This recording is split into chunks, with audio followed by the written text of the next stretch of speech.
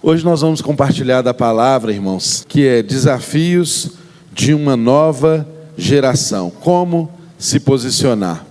Você pode abrir a sua Bíblia em Provérbios, capítulo 22, verso de número 6. Está escrito aí: ensina a criança no caminho em que deve andar, e ainda quando for velho, não se desviará dele. Vamos orar? Senhor, nós somos gratos por sua bondade, por sua misericórdia, e porque o Senhor a faz se renovar todos os dias sobre nossas vidas. Por essa causa nós estamos aqui, porque o Senhor tem sido misericordioso e sempre o é. Muito obrigado, Deus, pelo privilégio de estarmos aqui em comunidade, reunidos, para conhecer um pouco mais da Tua Palavra, para sermos instruídos segundo o Seu conselho. O que nós pedimos, Deus, é que nessa noite o Senhor fale aos nossos corações e cada pessoa que aqui está seja impactada pelo poder da Tua Palavra e se torne um mensageiro da Tua Palavra, um mensageiro do Evangelho. Em nome de Jesus, nós colocamos tudo que haverá de acontecer aqui enquanto ministramos a Palavra, para que o Senhor mesmo diga, fale aos nossos corações, em nome de Jesus. Amém. Então, irmãos, nós temos aí esse versículo que é um versículo muito conhecido, não é? Do livro de Provérbios. Um versículo que você já viu muitas mensagens sobre ele. Um versículo que nos inspira e que em algumas circunstâncias da nossa vida pode também nos constranger. Então, o primeiro ponto que eu gostaria de dizer para os irmãos é que isso aqui se trata do livro de Provérbios. Portanto, não se trata de uma promessa que é aplicável literalmente a todos nós. É um provérbio, é um ensino de sabedoria. E esse provérbio diz assim: ensina a criança no caminho em que deve andar. Nós ensinamos no caminho. E esse provérbio diz mais: e ainda quando for velho, não se desviará dele.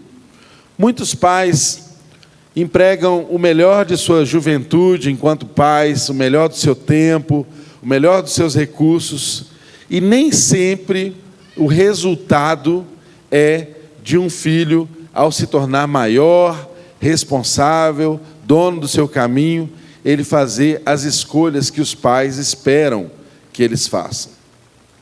Eu sei de testemunho de muitos e muitos pais que foram fiéis ao ensinar os seus filhos, que tinham um lar cristão equilibrado, que ensinou os filhos no caminho e ainda assim, em um determinado momento da vida, em que os filhos tiveram que fazer as suas escolhas responsáveis, eles escolheram de um modo completamente diferente do que foram ensinados. Isso faz parte do caminho.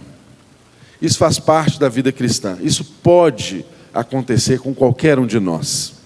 Agora, nós não podemos nos conformar de Deus nos dar o privilégio de sermos pais, de cuidarmos de filhos que Ele nos dá. Ou talvez você não seja um pai, mas você é um tio, você de alguma forma faz parte de uma família, de alguma forma você influencia pessoas, você influencia uma geração que vem depois de você. A única coisa que nós não podemos nos conformar é daquilo que dependa de nós, a gente não fazer a nossa parte. Então, ensine, se esmere, cuide, entregue o seu melhor e entregue o resultado para Deus. Ele vai fazer tudo formoso, belo, ao seu devido tempo. Irmãos, quando nós vemos esse provérbio, ensina a criança no caminho em que ela deve andar, o texto original ele fala a palavra que se traduz do texto original seria mais correta, falar assim, à beira do caminho onde ela deve andar. Não é como eu vou usar um exemplo aqui que a pastora Ângela deu aqui no culto dos jovens aqui no sábado, na conferência de jovens que tivemos aqui, que foi tão interessante. Certa vez, ela foi fazer uma visita na Uzi Minas. E quando ela foi fazer a visita ali na Uzi Minas, ela foi fazer uma visita de alguém que trabalhava lá, convidou, olha, você quer conhecer como que é feito o processo siderúrgico, como que transforma o ferro, enfim. Ela aceitou o convite e foi.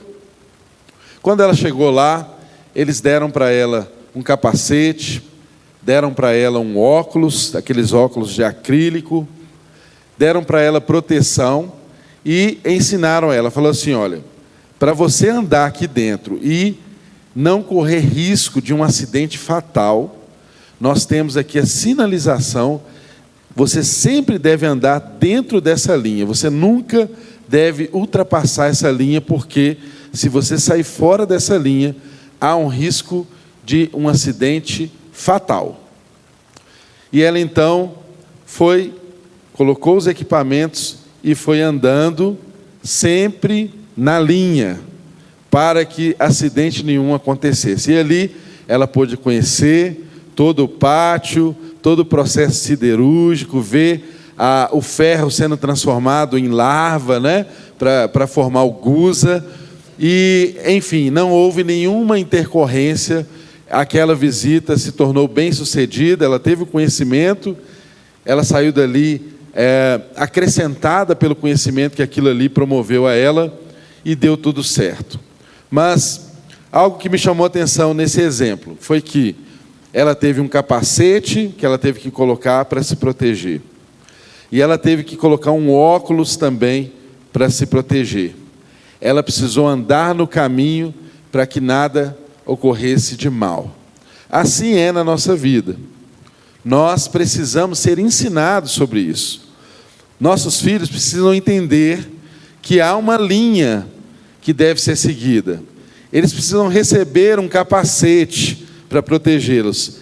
E eles precisam, de forma mais específica, como hoje nós queremos tratar, eles precisam de óculos especiais para andar no caminho. E você vai entender por que eu estou falando de óculos especiais. Porque hoje nós vamos falar muito sobre de como nós somos orientados pela visão de mundo que nós temos. Cosmovisão que orienta a nossa vida, que orienta o nosso caminho. Com quais lentes que nós temos enxergado o mundo? Por isso, eu e você enfrentamos grandes desafios como pais, como mestres, como educadores, como pastores, como gente que gosta de gente, como gente que se envolve com gente. Temos grandes desafios. E eu quero dizer para os irmãos que esses desafios, todos eles passam por aquilo que é a base da nossa sociedade. E por isso quero compartilhar rapidamente com os irmãos algo que não é apenas bíblico, mas que é fundamento do que nós somos como nação brasileira. O artigo 226 da nossa Constituição, Constituição da República Federativa do Brasil, que foi aprovada e promulgada em outubro de 1988, é a lei máxima do nosso país, é a carta magna do nosso país, é a que organiza o Estado, é a Constituição que fala dos direitos fundamentais, é a Constituição que estabelece todos os poderes. A lei principal do nosso país é a Constituição Federal. E olha o que ela diz lá no artigo 226, aliás, eu convido você a pesquisar depois, a partir do artigo 226, o capítulo que fala sobre a proteção à família, ao idoso, à criança, enfim, está tudo lá. Então, olha só, artigo 226 diz que a família, base da sociedade, tem especial proteção do Estado. Eu grifei duas palavras, duas expressões ali. A família, base da sociedade. Irmãos, quem está dizendo isso não é a Bíblia. Nós estamos lendo aqui o que está escrito na Constituição do nosso país. Os legisladores do nosso país, quando fizeram a Constituição, entenderam que a família era a base da sociedade. Eles disseram e promulgaram essa lei que dizia que a família está na base de tudo.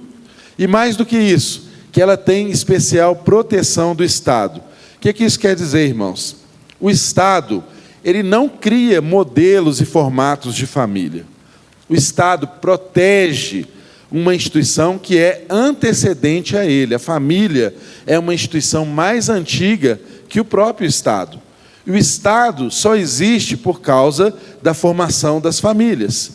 O Estado não cria modelos de família. Família é criado segundo aquele que a instituiu, que foi Deus. Deus é quem criou família. A família é uma das primeiras instituições que Deus fez. O Estado é uma instituição nova. Se nós olharmos na linha histórica do tempo, as formações dos estados, é algo extremamente novo, é coisa de ontem. Então, estamos aqui falando de desafios com a nova geração, e nós precisamos primeiro colocar essa estaca, esse entendimento. O Estado reconhece que a família é a base da sociedade, e o Estado reconhece que o seu papel é a proteção dessa base. Ainda na Constituição, o artigo seguinte, que eu sou tentado a falar o versículo seguinte: é dever da família, da sociedade e do Estado, ou seja, esses três entes conjuntamente têm o mesmo dever. Eles agem harmonicamente em conjunto para cumprir um mesmo dever. Família, sociedade e Estado. Dever de quê? De assegurar a criança, ao adolescente, ao jovem, com absoluta prioridade, o direito. Aí vem uma sequência de direitos que o Estado, a família, deve assegurar à criança e ao adolescente. Quais direitos são esses? Direito à vida, à saúde, à alimentação, à educação, ao lazer, à profissionalização, à cultura, à dignidade, ao respeito, à liberdade, à convivência familiar e comunitária, além de colocá-los a salvo de toda forma de negligência, discriminação, exploração, violência, crueldade e opressão. Está escrito na Constituição. O Estado e a família devem se unir, a sociedade deve se unir para assegurar isso a toda criança, a todo jovem, a todas as pessoas que estão nesse contexto familiar. E o 229 é o último artigo da Constituição que eu quero compartilhar com os irmãos, para linkar com esse assunto que nós trataremos hoje. Ele diz assim: os pais têm o dever de assistir, criar e educar os filhos menores, e os filhos maiores têm o dever de ajudar e amparar os pais na velhice, carência ou enfermidade. Eu destaco a primeira parte desse capítulo, desse artigo 229 da Constituição, onde ele diz que os pais têm o dever de assistir, criar e educar os filhos menores. Irmãos, eu e você precisamos entender que ninguém pode fazer isso por nós. Quem tem o dever de assistir, criar e educar os nossos filhos somos nós. O Estado pode agir para assegurar condições de que a gente faça isso, mas quem faz isso somos nós. O Estado pode criar escolas, estruturas, programas de proteção, de fomento, mas quem tem o dever de assistir, de criar e educar são os pais. Isso é um dever inalienável. Você não pode transferir isso para ninguém, inclusive para a igreja.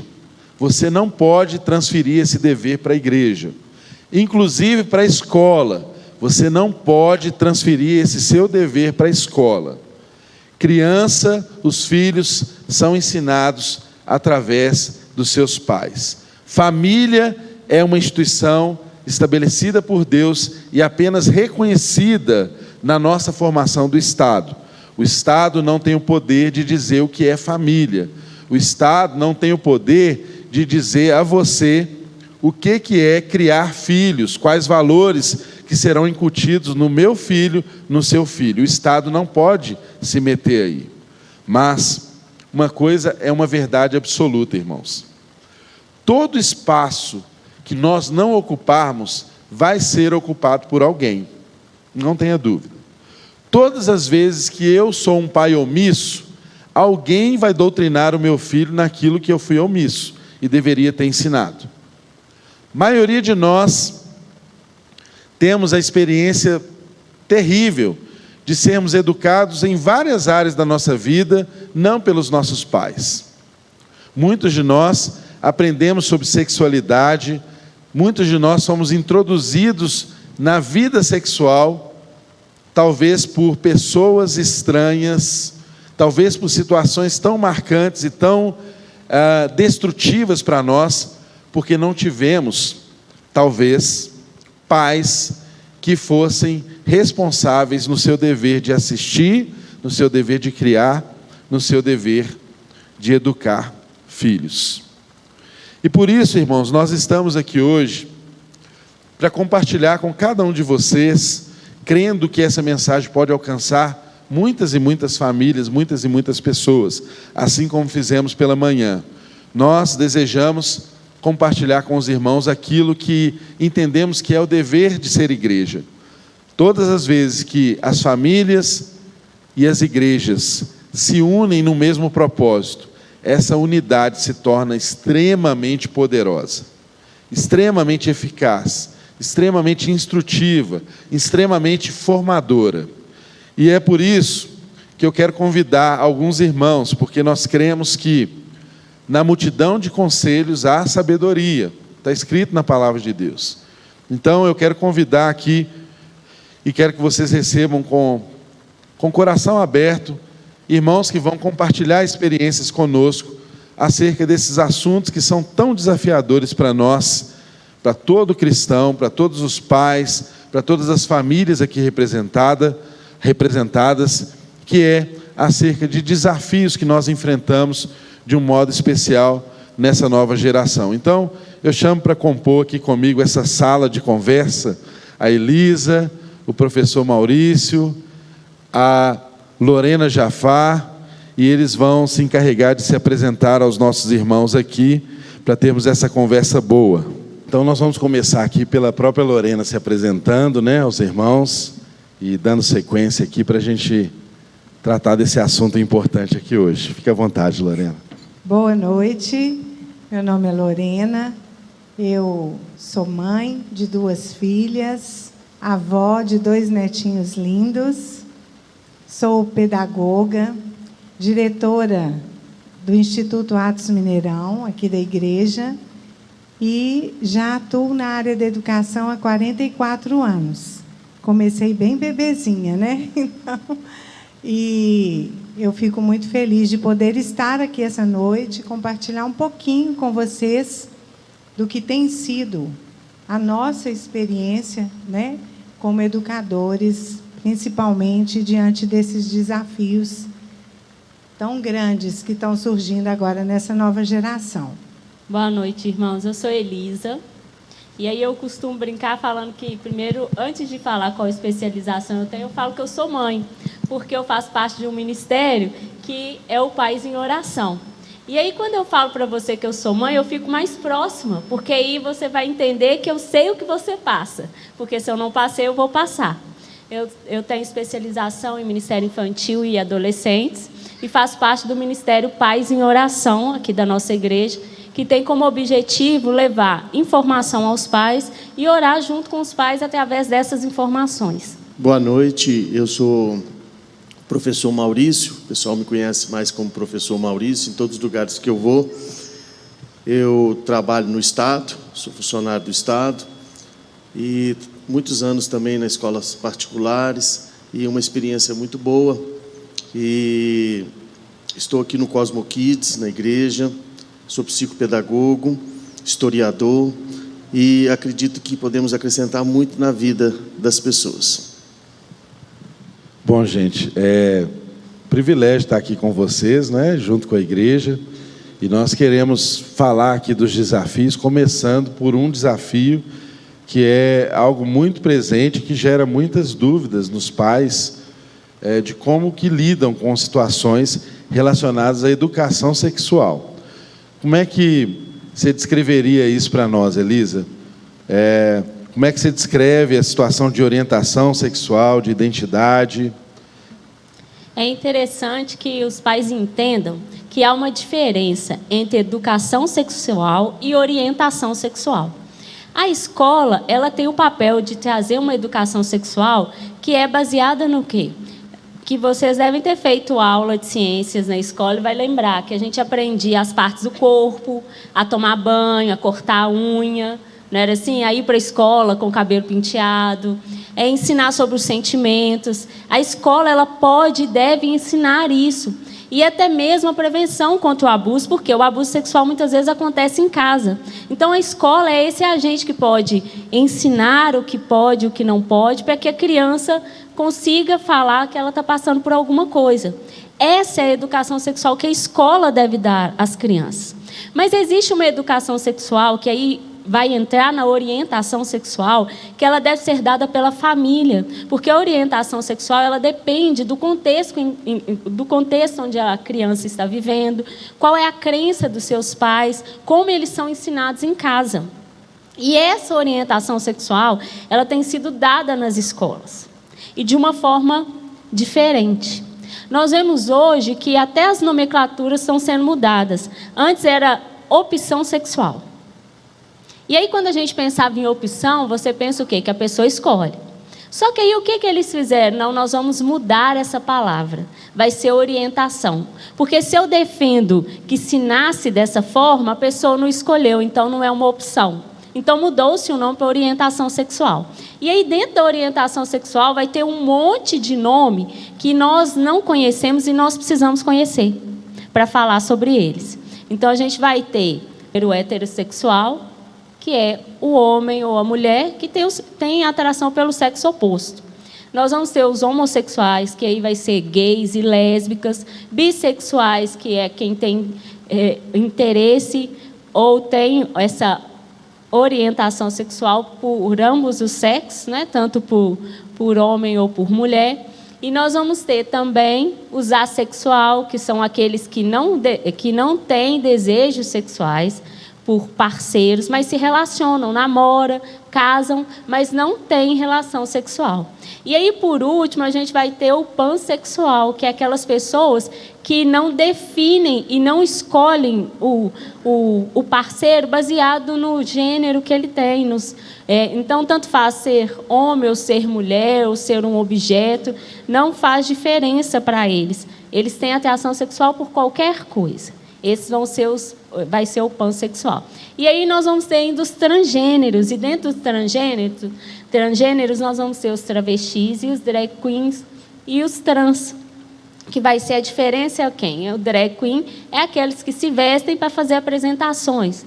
Travesti é o homem que se entende como mulher e se veste como mulher o tempo todo e muitas vezes não faz uma cirurgia. E o transexual é aquele que faz a cirurgia de ressignificação de sexo e aí ele muda o sexo exteriormente e muda nome e se denominam um sexo oposto. São muitas classificações, né, gente? Muitos nomes. É difícil, às vezes, até de a gente acompanhar os conceitos, né? Porque também sempre surgem conceitos novos e... algo muito dito é sobre ideologia de gênero. Um nome que, o próprio nome já carrega em si uma menção, uma descrição, né, já meio que preconceituosa, porque o próprio nome já diz que é uma ideologia, né, de gênero. O que você explicaria para nós de uma forma simples, Elisa, que se trata a ideologia de gênero? A ideologia, né, quando a gente pensa em ideologia é uma forma de pensar. Então, a ideologia de gênero é uma forma de pensar que não abrange só a orientação sexual das pessoas, mas a vida dela como um todo. Por quê? Tudo passa a ser relativo para eles. Então, não existe uma verdade absoluta, não existe um Deus que rege o mundo, não existe uma ordem que controla tudo. Então, se tudo é questionável, o que sobra? Sobra o que eu sinto. E aí, o que eu sinto passa a ser base para mim, que vai ser diferente do que é base para você. Então, a ideologia de gênero, ela traz uma destruição de tudo aquilo que nós cremos e uma separação do Criador. Então, não é só simplesmente fazer com que as crianças optem por uma outra opção sexual, mas é para que elas não reconheçam o Criador. Então, ela é muito maior, é uma forma de pensar que traz essa fragmentação do ser humano, como se ele pudesse ser um na mente, um no corpo, entende? E a questão da ideologia, ela questiona qualquer valor absoluto, né? E nós sabemos, irmãos, que o Evangelho nos ensina valores que são inegociáveis, que são absolutos, não são relativos, né? Que essa é a grande questão também, né? Da questão da construção social, quando você fala que a questão do gênero é uma construção, né? Você permite que essa construção nunca seja acabada, né? Parece que você sempre tem a oportunidade de falar assim, hoje eu sou isso, amanhã eu sou aquilo, porque eu me entendo assim, eu me enxergo assim, eu me sinto assim, eu me percebo dessa forma. Então, tem essa questão de questionar valores absolutos. O primeiro passo que eles fizeram foi a mudança, né, de sexo para gênero. Por quê? Sexo nós já buscamos para o masculino e feminino.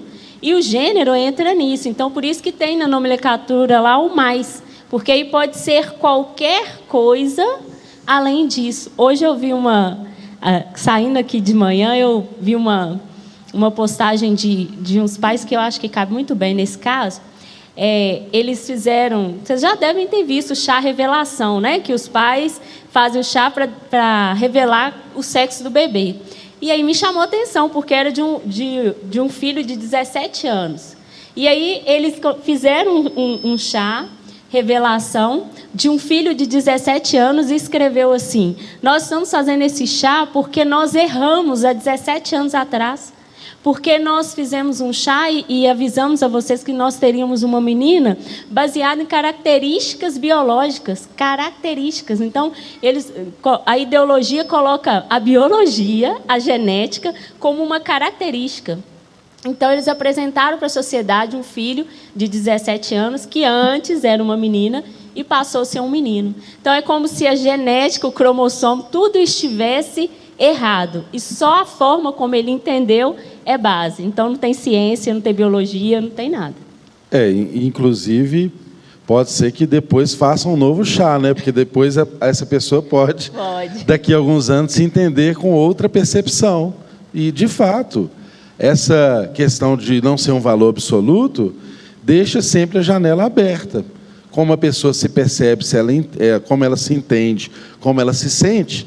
Então, a gente está sempre ao sabor daquilo que a gente sente, não daquilo que, de fato, seja uma ordem, né, natural, uma ordem criacional. Né? É muito importante isso, né, Lorena, porque quando você coloca essa questão do gênero como algo que seja uma construção social, né? Eu não sou homem porque eu tenho características biológicas de homem, mas porque alguém convencionou que eu seria homem, né? Como se a sociedade fizesse isso. Isso reflete assim, de uma forma muito agressiva na formação, não é, da criança, né? Na sua experiência de escola, você deve ter, né, muitas experiências para nos contar acerca disso, né? Como que isso atua na formação, na formação da identidade, né, da criança, enfim. Com certeza, né? E hoje em dia a gente precisa ter muita cautela, né? Mas não entendermos que nós estamos sujeitos a receber crianças de todo tipo, né, nas escolas. Porém, essa questão de identidade, a parte biológica, a forma como Deus criou homem e mulher, isso é preciso que a gente tenha muita clareza, né, com os pais em relação a isso, porque nós já nascemos com a nossa identidade. Ao recebermos nova vida em Cristo, nós recebemos também a identidade de Cristo. Então, é sempre mostrarmos o que a Bíblia nos traz a respeito disso. E não confundir a cabecinha das crianças. E eles chegam, né? Graças a Deus, a gente, agora, estando numa escola cristã, a gente tem muita liberdade para falar sobre isso. Porque quando os pais colocam na escola, eles estão cientes de que estão colocando numa escola onde se professa a Bíblia, a palavra de Deus, e nós vamos reforçar com a criança e com a família aquilo que a gente acredita. Mas imagina, uma criança que nasce, né, num modelo de família não convencional, conforme o que a gente entende que é o correto, e chega na escola, se depara com outras realidades também que confrontam, né, aquilo que ela traz como realidade, como vivência. Então, nós, educadores, nós temos uma tarefa que está indo além da escolarização, né? O que a escola se preocupava antes, hoje a gente está assimilando também essa questão, né? Da orientação, de mostrar para as crianças como Deus criou, homem e mulher, à sua imagem e semelhança. Com certeza isso traz uma confusão na cabecinha da criança, e isso pode causar distúrbios emocionais e que afetam na aprendizagem, no relacionamento, na socialização. Isso aí fala da nossa cosmovisão, né? Professor Maurício, como é que você tem visto esse tema, né, na sua experiência com escola particular, com escola pública? Enfim, na escola pública há uma intervenção ainda mais incisiva, né, do Estado, né, na questão educacional. Como é que tem sido a sua experiência com esse tema aí? É importante trabalharmos essa relação que foi dita aqui com muita propriedade, né, de entendermos essa relação da relatividade. Cada um tem a sua verdade. E o pai? E a importância dos pais na influência dos filhos é muito importante. Na rede pública estadual, assim como também na rede pública municipal, os alunos aprendem uns com os outros, porque não tem dos pais uma orientação sexual. É muito triste isso, porque a partir do momento que eles aprendem com os colegas, eles aprendem de tudo, de forma errada. E aí, eles vão criando dentro da cabeça deles a verdade deles. Essa verdade que está aí estampada do relativismo. Então, é importante o conhecimento dos pais em relação a esse assunto que estamos abordando hoje, para orientar os seus filhos. Porque as redes públicas, assim também acredito nas redes particulares, eles são influenciados pelos coleguinhas. E é muito triste porque eles não têm conhecimento, porque os pais muitas vezes têm vergonha de conversar esse assunto com os filhos. Os tios, as pessoas próximas, poderiam acrescentar tantos valores em relação a esse assunto, para que a criança possa crescer segundo a verdade que é Cristo. A verdade, Cristo, é realmente o caminho, a verdade e a vida. Então, não se trata aqui simplesmente de levar o seu filho a uma religião, mas a uma verdade com princípios bíblicos importantíssimos para a nossa vida, e que vão nortear a vida do seu filho quando ele chegar à fase da adolescência e assim por diante. Então, eu deixo, pastor, essa experiência que tem sido muito triste nas escolas, realmente, e o Estado, ele fica sob comando na nossa fala, e os próprios colegas professores vigiando o tempo todo as nossas falas na rede pública, na sala dos professores e todos os cantos. Por quê? Porque eles querem simplesmente trazer essa ideia do relativismo, de uma sociedade líquida, e aonde nós nos calamos, muitas vezes, por causa disso. E essa sociedade líquida é exatamente isso que eu estou fazendo aqui, ó. Botando água no copo, e o que acontece? A água toma a forma do recipiente. É exatamente isso. É como se define a sociedade que nós temos hoje, líquida. Ela se adapta aos formatos que são propostos, né? Então, nós como cristãos temos valores absolutos, mas o grande problema é que a gente não consegue delegar isso apenas para a escola, não é? O Maurício está lá com a experiência da escola, Lorena também há anos trabalhando com a escola, a Elisa com os pais em ação aqui na igreja, eu na minha experiência também pastoral e como pai. A gente sabe que se não houver uma consciência mesmo das famílias, e você como pai, como responsável, não ser fundamentado, né, não ter a visão certa, aí mais uma vez tira os óculos para lembrar, para ser assim, um exemplo bem marcante para vocês, né? Com quais óculos que vocês têm enxergado a realidade. Agora que eu tirei os óculos, eu vejo o rosto de todo mundo embaçado.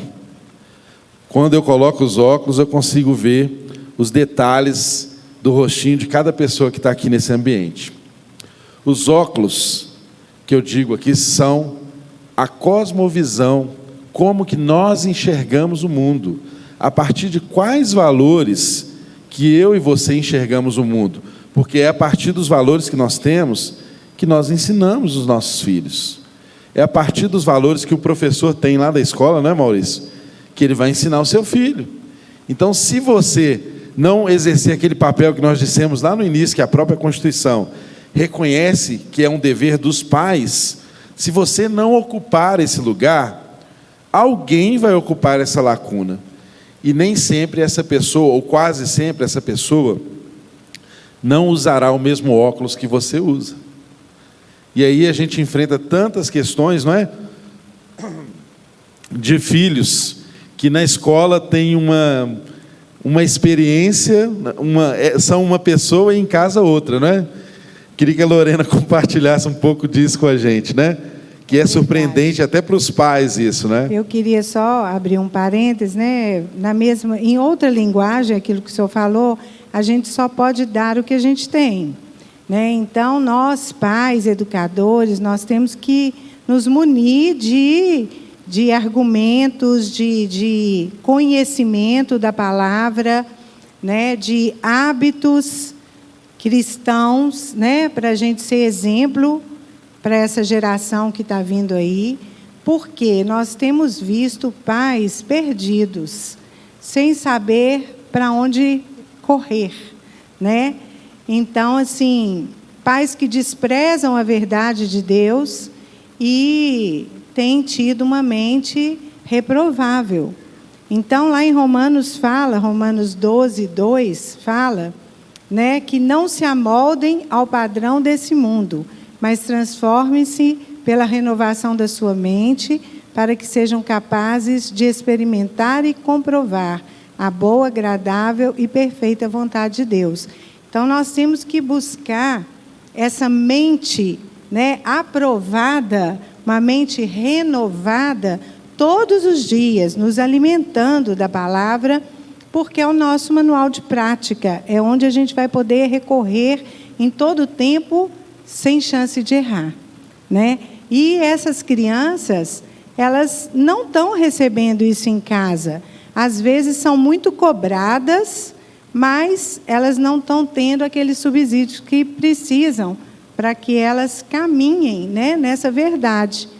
Então, nas escolas, eu citei isso aqui pela manhã, às vezes a gente vê uma criança agindo de tal forma que quando a gente chama os pais para falar sobre aquela criança, o pai fala, não, esse não é meu filho. Eu desconheço essa criança. Por quê? Porque não está caminhando ali, lado a lado, não está à beira do caminho, né, ensinando aquela criança. Então, nem os pais estão conhecendo os seus próprios filhos. Isso aí tem sido um grande desafio para a escola. E é interessante, eu queria até que a Elisa comentasse sobre isso, né? Porque nós falamos de à beira do caminho, a Lorena citou essa expressão. E o caminho dos nossos filhos é um caminho completamente diferente do caminho que nós vivenciamos. É verdade que nós cremos em uma verdade absoluta, que Jesus é o caminho, a verdade e a vida. Mas eu estou falando aqui do curso da nossa vida, não é? Nós somos de gerações distintas, experimentamos um mundo muito diferente do que os nossos filhos estão experimentando. Então, o que tem formado a cabeça dos filhos hoje, Elisa? A diferença é que nós, aqui em grande maioria, tirando os com 20 anos, foi criado no modo realista de ver as coisas. Os nossos pais falavam e a gente via acontecer. Então, nós observávamos as coisas e tirávamos base por isso. É um movimento realista, de que o homem, ele acompanha, ele vê o curso, ele vê o que a natureza faz, ele vê o que os pais falam que vai acontecer, acontece. E os meninos hoje, eles são criados na pós-modernidade. Eles são criados numa situação em que, por exemplo, para nós é comum, você acha que você não precisa falar para o seu filho que se ele nasceu menino, se ele tem um órgão sexual masculino, ele é um menino. E se ela tem um órgão sexual feminino, ela nasceu e é uma menina. Para nós isso é lógico, porque nós entendemos isso. Mas para eles não é lógico. Por que não é lógico? Porque eles veem manchete no jornal de pessoas colocando e tirando órgãos. Então, na cabeça deles, é possível modificar, porque as pessoas fazem essa mudança exterior. E nós ainda temos um outro fator, que é os influenciadores, que acabam... Olha, tem uma pesquisa que diz o seguinte, que o rádio demorou 50 anos para formar uma opinião nas pessoas, porque as pessoas só ouviam. Aí, quando inventaram a televisão conseguiu isso em 5 anos. Por quê? As pessoas ouviam e viam. Aí elas deixaram de ser ouvinte para ser o quê? Telespectadores. E aí veio o Facebook. Sabe quanto tempo que o Facebook fez isso? 8 meses. Por quê? As pessoas se acham participantes. As crianças, os adolescentes, eles acham que fazem parte. E aí mudou-se de telespectador para quê? Seguidor. Então, eles vão seguir alguém, vão falar como alguém, vão fazer como alguém. E quem tem sido esses influenciadores? São essas pessoas que são formadas pela pós-modernidade e que vivem nessa visão líquida. E é interessante que a gente mesmo, quando criança, não é? Quando perguntava para a gente, o que você quer ser quando você crescer, não é? A gente falava, o menino sempre fala, um jogador de futebol, eu quero ser um bombeiro, eu quero ser um médico, enfim. Hoje, você pergunta isso para os meninos, eu quero ser um influenciador, não é? Quero ser, enfim, alguém que está na internet, que tem resultados rápidos, não né? Não estudou, não segue rotina. Não segue rotina nenhuma, né? Consegue ganhar milhões sem nenhum tipo de formação, né? Enfim, esse é o ideal que está assediando o coração dos nossos filhos o tempo todo. As crianças que seguem, né, esses influenciadores, o que eles falam passa a ser uma verdade absoluta. Se eles não são confrontados em casa, se eles não são ensinados, né? Então, esses influenciadores é que têm sido o referencial para essas crianças. E podemos até fazer uma pesquisa em casa, né? Quanto tempo que seu filho fica ouvindo um influenciador, né, digital lá preferido dele, né? E quanto tempo que ele tem de mesa e de conversa com os pais em casa? A gente às vezes não senta nem para tomar um café junto. Na hora do almoço, todo mundo com o celular na mão, né? Zapeando, enfim, não tem conversa, não tem mesa, não tem, né, contar como foi o dia, as coisas que aconteceram, enfim. É muito preocupante isso, irmãos, porque nós estamos em uma guerra em que a disputa ela é completamente desproporcional, porque o tempo que nós temos com os nossos filhos é muito menor do que outras pessoas têm. As influências, é claro que vão produzir maiores marcas neles, porque tem tempo, tem todo o assédio, não é? É uma cosmovisão comunicada de forma difusa, não é? Estamos aí com esse slide aí mostrando, olha, são nos meios de comunicação, nas redes sociais, nas artes, na mídia, o desenho que seu filho assiste, o filme que ele assiste, em todo tempo há uma cosmovisão, uma visão de mundo sendo comunicada, nós estamos sendo bombardeados por isso. E às vezes nós nos omitimos no pouco tempo que temos. E interessante, eu que estou todo dia dentro de sala de aula, a tristeza que é para um professor pedir para o aluno guardar o celular. Na rede pública, os alunos entram com o celular, a direção pede para não usar o celular, você vira para o quadro, está escrevendo, vira 1 minuto, eles precisam de alguns minutinhos para enfiar a mão na bolsa e já mexer com o celular. E os professores hoje estão tendo grande dificuldade, por quê? Você não pode tomar o celular da mão do menino. Então, aí você passa por um outro processo de chamar supervisão, direção. E esse aluno, semana seguinte, está com o celular de novo. E ele tem aprendido tantas coisas no celular que os pais não sabem. O que eles têm acessado no celular? Tantas coisas. Então, é muito importante o que estamos falando aqui, porque realmente, nas escolas, quando a gente precisava falar com os pais, existia o telefone da secretaria, era só chegar na secretaria, eu preciso ligar para os meus pais. Hoje as escolas trabalham no seguinte, o aluno não tem que entrar com o celular para dentro das escolas, porque se acontecer alguma coisa, e não é verdade, eles querem um celular para escutar fone de ouvido, com a musiquinha deles, ou alguma coisa. Os influenciadores realmente estão entrando de uma forma tão forte na vida deles, a questão de quantos likes, né? A questão de quantas pessoas, essa semana mesmo, uma experiência do aluno, professor, você tem Instagram? Eu tenho mais de 5.000, quase 5.000 pessoas, 3.000, 4.000 pessoas no meu Instagram, ela está preocupada com quantidade, acha que a relação que existe ali, e eu tenho uma experiência muito bacana para contar sobre essas questões, né? Alunos que fizeram um depoimento dentro da sala, eles mesmos sabem disso. Professor, a gente coloca o sentimento ali, escreve, nossa, que saudade. No mesmo dia encontramos com a pessoa, e a pessoa nem nos cumprimenta. Olha que interessante isso. Expressam no celular, no WhatsApp. Hoje não pegamos um telefone, não ligamos, não escutamos a voz das pessoas. E aí o que acontece? Transferimos o nosso sentimento pelo WhatsApp. O WhatsApp é importante? É bom comunicarmos. A tecnologia veio para acrescentar valores? Veio. Mas essa preocupação muito grande, porque atinge o filho na área sexual, atinge o filho em desenhos.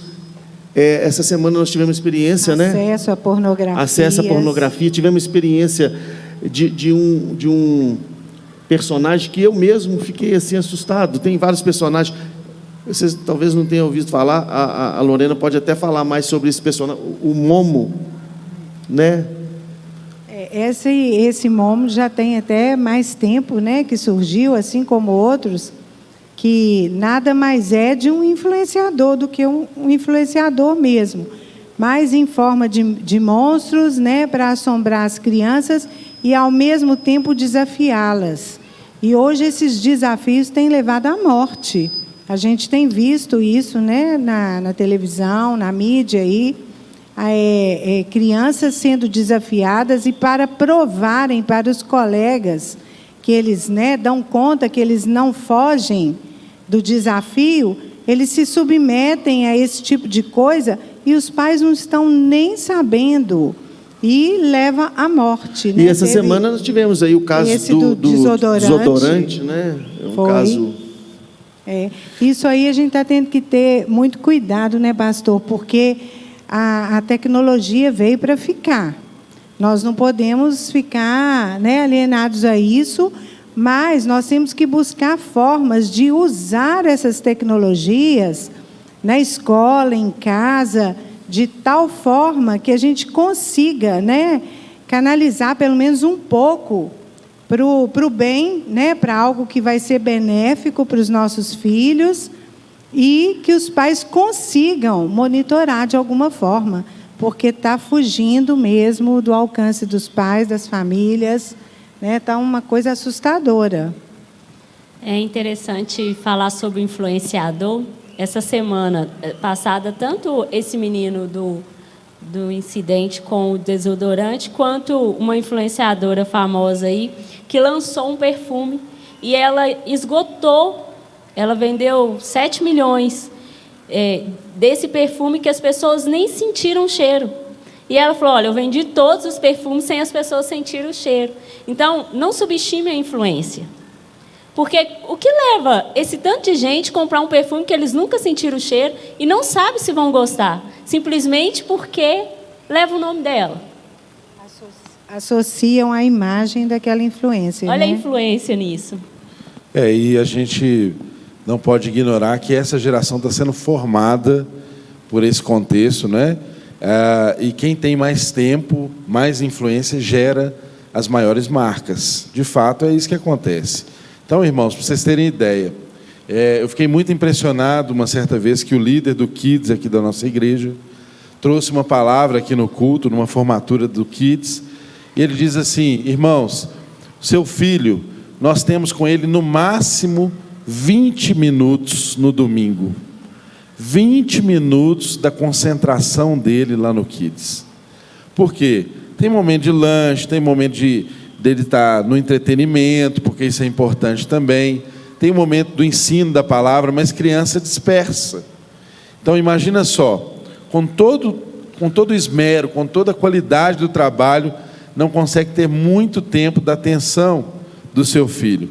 Imagina se não houver um esforço das famílias para se unir à igreja e nós juntos fazermos algo que consiga produzir marcas maiores e mais profundas na geração que vem, na geração que está aí dos nossos filhos, e não deixá-los serem entregues, não é, à formação de terceiros através de um simples celular na palma da mão. Toda a informação está aqui, não é? Eu sou de uma geração que, para fazer uma pesquisa, eu tinha que ir no índice da Barça, não é, para saber em qual livro que aquele assunto estava. Quem é dessa geração aqui? Pode, isso, não fica com medo não, levanta a mão. Então, estou vendo aqui, tem uma galera aqui que é antes da década de 80, né? Enfim, a gente pesquisava num livro que dava o índice para a gente ir ao outro, né? Com a ajuda da bibliotecária, não é? Enfim, hoje na palma da mão, o nosso filho tem um universo. Um menino de 2 anos, ele já conhece todos os ícones antes dele aprender a falar, não é? E isso influencia até no processo de alfabetização, né, Lorena? Os meninos estão tendo dificuldade de escrever. O professor Maurício escreve no quadro, eles querem fotografar o que está escrito no quadro. Eles não querem escrever, anotar no caderno, né? No processo de alfabetização, né, os meninos estão escrevendo tudo abreviado, né? É uma dificuldade enorme. Cultura, a formação cultural é um grande desafio, porque ninguém quer ler mais. Ninguém tem paciência mais de ler um livro clássico, um livro de formação, não é? Então, assim, nós temos muitos desafios, né? E se não houver uma soma de esforços, nós não ganharemos essa batalha, porque, de fato, é uma batalha por nossos filhos. Pastor, eu vejo que aqui tem, pelo que a gente dá para observar, tem pessoas que não têm filhos, né? E pode pensar assim, está falando sobre filhos, eu acredito que um dia você vai ter. Então, você já está indo com meio caminho andado. Você já está aprendendo antes, porque nós, que somos pais, nós estamos trocando o pneu do carro em movimento, igual Fórmula 1. Né? Agora, vocês que não têm filho, vocês têm a possibilidade de já passar por essa parte da maternidade, da paternidade, aprendendo. E vocês que são jovens, a criar um senso crítico sobre o que vocês estão vendo aí. Será que vocês estão sendo influenciados? E está tirando a Bíblia de vocês? Esses influenciadores? Está fazendo isso com vocês? Então, a palavra ela não volta vazia, ela vai alcançar todo mundo. Então, para vocês, eu faço essa pergunta. Quem tem te influenciado? Quem você tem ouvido? Porque nós estamos num tempo em que nós estamos dando muito ouvidos a quem não tem nada para falar. Então, é importante pensar nisso. E aí, Elisa, eu acho que é importante também a gente falar desse quadro descritivo aí de um material didático, não é isso? É algo que está sendo ensinado, né, em algumas escolas. Para os pais é importante pensar o seguinte. Esse material ali é da escola pública, e é do 8º ano. Eu tive a oportunidade de olhar o material, porque o MEC fala que tem que falar sobre orientação sexual a partir do 6º ano. Mas eu peguei livro do 5º ano e ele está falando também de orientação sexual. Ele está falando que aquela menina, ela tem uma orientação sexual na mente dela, uma no coração e uma no corpo. Ou seja, ela nasceu menina, mas ela pensa como menino e o sentimento no coração dela é outro. Então, se o seu filho não recebe nenhum ensino em casa, ele vai com esse recipiente vazio, quando ele chega lá na escola, ele está recebendo isso aí. Ele está aprendendo a ser fragmentado. Então, ele pode ser um no corpo e pode ser um na mente, pode ser um no coração. E isso faz com que ele viva em conflito da identidade dele. O outro livro que eu peguei, do 5º ano, falava sobre família. E aí tinha 3 tipos de famílias só. Tinha uma foto de um casal sem filhos e estava escrito lá que os casais agora não querem ter filhos. Não deixa de ser verdade. Os casais não estão querendo ter filhos mais. O segundo era uma família que tinha 2 pais e um monte de criança. E a terceira era uma mãe com uma filha. Não tinha nenhuma figura de uma família em que tivesse o pai, a mãe e filhos. E aí a descrição era a legislação que entende como família um casal homoafetivo que adota filhos. E a outra descrição era a seguinte, que o divórcio antes não era aceito, mas agora é muito comum. Então, se você não ensina para o seu filho o que é família, se ele não entende o que a gente falou aqui, que está na Constituição e que a Bíblia diz sobre família, é isso que ele vai aprender. A família dele não é mais um exemplo de família, não é comum. E aí nós temos um problema, né? Olha, esse problema, ele já está posto, é uma questão posta, é um desafio para todos nós que somos pais, tios, que estamos educando, né, de alguma forma, e a maneira que nós temos para enfrentar isso é entender o nosso lugar como igreja e o nosso lugar como família. Então, se houver a soma dessas forças, né, quando família e igreja se unem, nós conseguimos então produzir marcas importantes. E isso, irmãos, passa por nós compreendermos o caráter missional da igreja. Qual que é a missão da igreja? A missão da igreja é sempre um movimento voltado para a promoção da vida e da dignidade do ser humano no seu mais alto nível. Isso é o reino de Deus sendo implantado. A gente promove dignidade da pessoa humana, mas só que às vezes a igreja se engana, pensando que o nosso papel como igreja é apenas proclamar o evangelho. Não, a gente tem que ir além, a gente tem que influenciar. Nós temos que influenciar a cultura, nós temos que influenciar a política, nós temos que influenciar os padrões éticos, os padrões morais. Nós temos que ser a resposta que o mundo precisa ouvir. E para isso, não adianta nós apenas discursarmos sobre o que é a verdade. As pessoas querem algo prático, algo que afete a vida delas sobre a verdade que nós cremos. Então, esse caráter missional da igreja é muito importante, porque a igreja ela tem que influenciar o meio. Ela não é desafiada apenas a proclamar a verdade, mas a ser uma influência no meio. E nesse ponto, irmãos, nós temos tido aqui uma direção clara na nossa igreja, de sermos uma influência no meio. Nós desejamos cada vez mais avançar como igreja para abençoar famílias, para formar pessoas com os princípios e valores eternos que nós cremos. Esse é o nosso propósito como igreja. Por isso que eu queria que a Lorena falasse um pouquinho da importância que há na educação por princípios, que é algo que nós perseguimos aqui, formando crianças com excelência acadêmica, mas sem desprezar a importância da formação do caráter. Entenda, irmão, isso é missão da igreja, isso é missão da igreja, isso é uma urgência, isso urge nós compreendermos isso para que a gente vá e alcance os lugares que nós nunca deveríamos ter saído, porque as maiores universidades do mundo nasceram a partir das igrejas. As maiores escolas do mundo, as mais importantes, o processo educacional foi formado a partir de uma influência da igreja.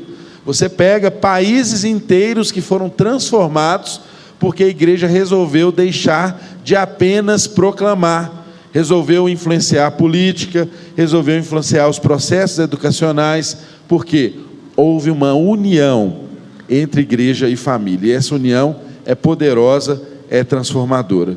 Queria que a Lorena falasse um pouco disso. Eu falo que é um privilégio, viu? A gente fazer parte de um ministério como esse.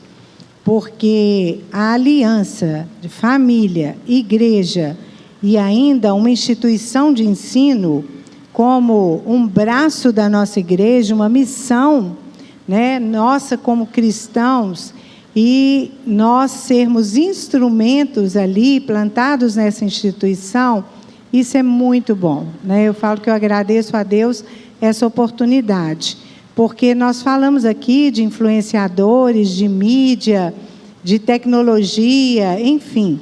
A escola trabalha com tudo isso, é uma instituição completa, e nós podemos lançar mão de tudo isso, remando contrário a tudo que o mundo está bombardeando aí as nossas crianças, né?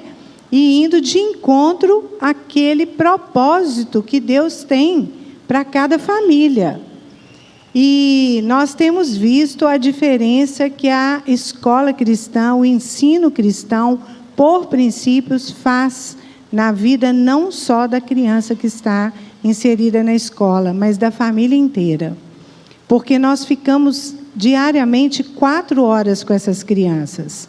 E além do ensino das disciplinas, né, do conhecimento acadêmico, nós estamos ali ministrando essas disciplinas, levando o aluno a raciocinar biblicamente, sempre fazendo um paralelo bíblico. O que a ciência traz, o que a sociologia traz como influência na pedagogia, a filosofia, mas entendendo que a Bíblia traz para nós uma verdade absoluta que a gente crê. E sempre levando a criança a ver isso na Bíblia. É muito lindo quando eles começam a ver que a Bíblia fala da matemática, fala da linguagem, fala da ciência, da geografia, da história. Aí eles começam a ter essa relação com a Bíblia muito diferente do que algo tão distante e incapaz de compreender. Então, a escola tem um trunfo nas mãos, né? A gente fica com essas crianças por semana, 20 horas semanais. Os pais nem sempre conseguem ficar esse tempo, apesar das crianças estarem em casa, mas os pais estão trabalhando e as crianças estão ou com babás, ou com os avós, enfim, né? Mas nós, quando a gente se aliança a escola, a família e a igreja, nós estamos cercando, né, nos unindo, nós estamos cercando essas crianças, estamos dando a elas esse subsídio, fortalecendo-as emocionalmente, espiritualmente, né, para que elas enfrentem esses desafios aí. E ao serem confrontadas, elas consigam se posicionar. Né? Então, nós não podemos ficar de braços cruzados. Interessante também, Lorena, que essas vivências, né, ela precisa ser escutada.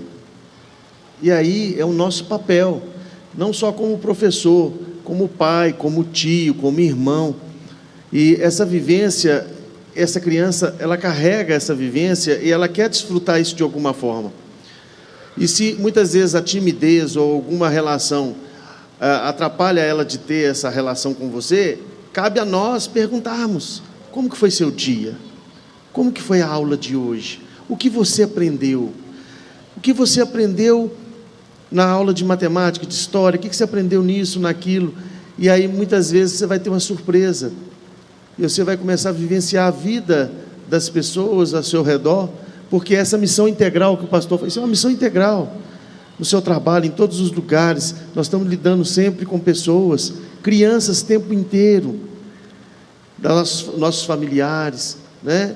E essa vivência é tão importante, essa missão integral, essa cosmovisão que o pastor tanto tem colocado aqui na nossa vida, né? Para ser praticada. A escola cristã, ela é diferente, né, pastor? Porque é uma missão, a gente tem a escola, o ensino como uma missão. Então, ela é diferente e tem todo um critério para ministrar na vida dessas crianças. E não só ensinar as disciplinas conforme a BNCC nos pede, né? Com todo esse... Conteudista, né? É, exatamente. E essa educação por princípios, né? É um investimento que nós fazemos nos filhos, né? É um investimento para a vida toda. Então, a se pensar, né, nessa relação do colocar o filho numa escola cristã, de seu filho estar ali sendo cuidado com princípios cristãos, é muito importante por causa desse investimento para a vida inteira. Então pense nisso, essa importância do seu filho numa escola cristã. É bem verdade, irmãos, que a gente compreende que nem todas as pessoas, né, têm condições de, às vezes, colocar o filho em uma escola que tenha essa abordagem, né? Às vezes seu filho estuda mesmo em uma escola pública, ele vai seguir, né, as diretrizes de uma escola pública. Por isso que nós frisamos aqui, desde o início, que é muito importante que os pais acompanhem, que os pais estejam atentos às tarefas, que haja na nossa casa mesa com boas conversas, mesas em que nós nos abrimos, que o seu filho tenha a oportunidade de falar das suas dores, das suas questões, dos seus amigos, que você conheça os amigos dos seus filhos, você conheça as pessoas que influenciam os seus filhos, aquilo que eles estão sentindo, aquilo que eles estão pensando. Esse ambiente deve haver na nossa casa, para que a gente comunique essa graça, que a gente comunique o Evangelho através da relação. Agora, é bem verdade também que às vezes nós podemos investir nos nossos filhos para que eles tenham uma formação educacional mais intencional, como é o caso de uma escola com abordagem por princípios cristãos. Mas nem sempre nós priorizamos isso. Às vezes não nos falta condição, às vezes nos falta a prioridade de fazer disso um investimento, que, como o professor Maurício diz, né, é um investimento fundamental na vida dos nossos filhos, principalmente na fase em que eles estão sendo formados, estão sendo influenciados diretamente, são uma esponjinha, não é? Eles aprendem, e assim, nós podemos testemunhar de famílias que já têm sido transformadas, né? Através aqui do nosso Instituto Atos Mineirão, da nossa escola. A gente tem tido experiência de pais que estão aprendendo a orar através dos filhos, né? Porque aqui eles oram, né, Lorena? Então, eu tive uma isso alcança os pais, né, que não são cristãos e querem os princípios. É muito interessante, porque a gente entende como ministério mesmo. Isso aí, hora nenhuma, a gente vê diferente. Então, numa reunião de pais, uma mãe, né, depois que acabou a reunião, aí levantou a mão, falou assim: ô Lorena, quase que eu aceitei Jesus de novo nessa reunião, viu? Então, assim, porque o tempo todo nós estamos linkando conteúdos à palavra de Deus. Então, é algo que arde no nosso coração. Nós estamos falando aqui da nossa escola específica, mas porque nós entendemos que é algo que arde no nosso coração de fazermos mesmo a diferença. Então, mas as escolas hoje, se todas pudessem, as escolas cristãs se unirem, né, nesse propósito, nossa, eu falo que é uma ferramenta muito rica que nós temos nas mãos para lançar mão dela. E nós entendermos o papel nosso de igreja, esse caráter missional. Nós somos chamados para fazer discípulos. E como que a gente faz discípulo? Ensinando-os, né? É o ensino que gera o discipulado. Então, não existe na terra uma qualidade de gente que seja mais preparada para ensinar do que o cristão. Esse é o nosso chamado, irmãos. Essa é a nossa missão. Irmãos, quem deve ocupar os lugares especiais de ensino nas universidades, nos mestrados, nos doutorados, nos PhDs, nas reitorias das universidades, os melhores professores devem sair do meio do povo de Deus, porque nós somos um povo chamado para o ensino. O nosso chamado é o ensino. Então, nós precisamos encarnar essa missão, né? Entender isso e fazer disso um valor para a vida, porque aí nós sim vamos conseguir comunicar o reino de Deus, libertando pessoas dos seus cativeiros, que às vezes são cativeiros, né, da pobreza por causa de falta de instrução. Às vezes são cativeiros da opressão por causa de falta de instrução, de ensino. Cativeiros de abuso, porque nós como igreja às vezes nos omitimos em levar essa libertação, esse caráter libertador, através do ensino, do conhecimento às pessoas. Então, isso é muito importante, irmãos. Nós queríamos compartilhar com os irmãos aqui e deixar aí essa provocação para cada um de vocês, para cada um de nós. Como que nós vamos nos posicionar? O desafio está posto, não é? O desafio está posto. Como que eu e você vamos nos posicionar? Deixa eu contar uma experiência rápida para vocês que aconteceu comigo. Eu tenho uma amiga e ela tem 3 filhos. E um dos filhos dela começou a dar muito trabalho na escola. E ela, como tem 3, não estava tendo tempo de ensinar. E ela me pediu para ensinar esse menino. E aí eu ensinei ele 2 semanas. Ele ia lá para casa à noite e eu fazia o para casa com ele. E aí, depois de 2 semanas, eu recebi um bilhete da professora dele, porque ele mudou tanto na escola que ela queria mandar alunos para mim ensinar. Eu falei, não, eu não dou aula não, porque eu ensinei a ele e ele mudou o comportamento. Ela juntou todos que ela achou que precisava e queria que eu desse aula para eles. Então, eu lembrei disso como agente de transformação.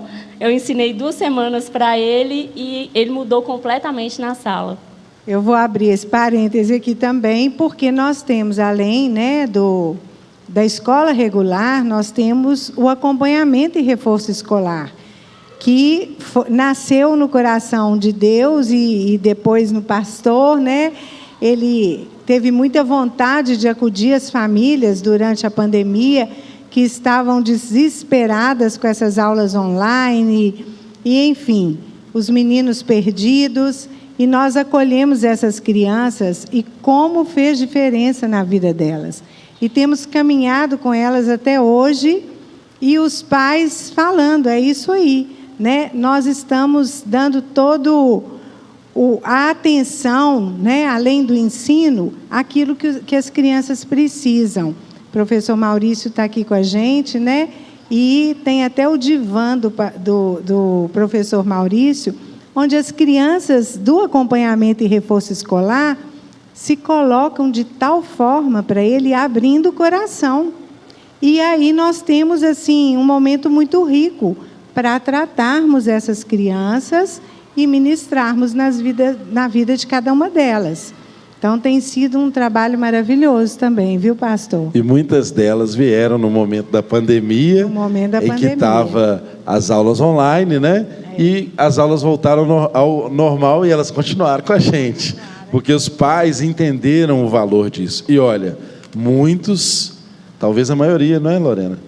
Nem cristãos são, mas entenderam o valor daquilo que nós estamos levando. Entende, irmão?